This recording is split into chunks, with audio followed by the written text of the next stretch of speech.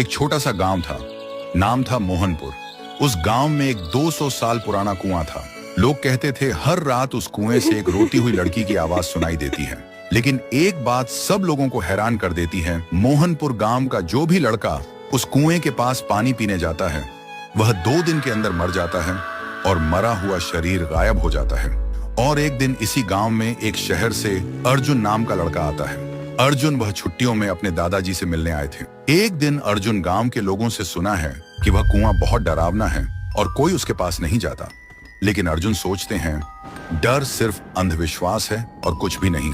एक दिन धूप में जाते हुए अर्जुन को प्यास लगी और बिना किसी से पूछे वो सीधा उस कुएं से पानी पीने चला गया। तब अचानक से एक लड़की का चेहरा सामने आया। अर्जुन डरा हुआ था और तुरंत वहां से भागकर घर पर चला गया। उस रात उसे नींद नहीं आती। हर समय उसे लगता है कोई उसे देख रहा है और कोई बुला रहा है। अब उसे भी डर लगने लगा था। फिर सुबह अर्जुन ने एक बुजुर्ग से पूछा, चाचा ये कुआं इतना डरावना क्यों है?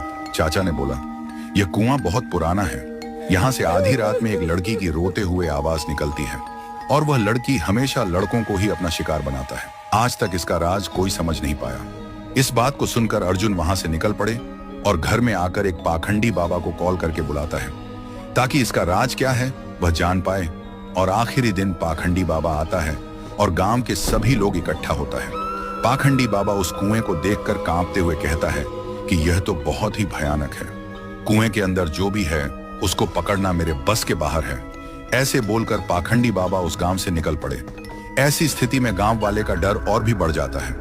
अर्जुन के मन में सवाल उठते हैं कि उस दिन मैंने जो देखा क्या वह मेरा वहम था, और आज तांत्रिक ने क्या देखा जो डर के भाग गया।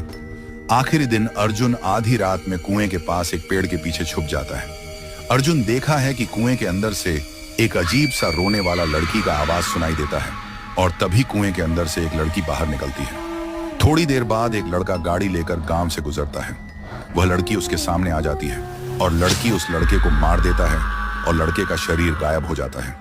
अर्जुन यह सब देखकर हैरान रह जाता है। उसके दिमाग में एक ही सवाल घूमता है कि यह लड़की कौन है जो लड़के को ही अपना शिकार बनाते हैं, लड़कियों को क्यों नहीं? तो दोस्तों, अगर आपको जानना है कि उसे कुएं में वह लड़की कौन था और वह सिर्फ लड़कों को ही क्यों अपना शिकार बनाती है तो कमेंट करो, पार्ट 2 चाहिए।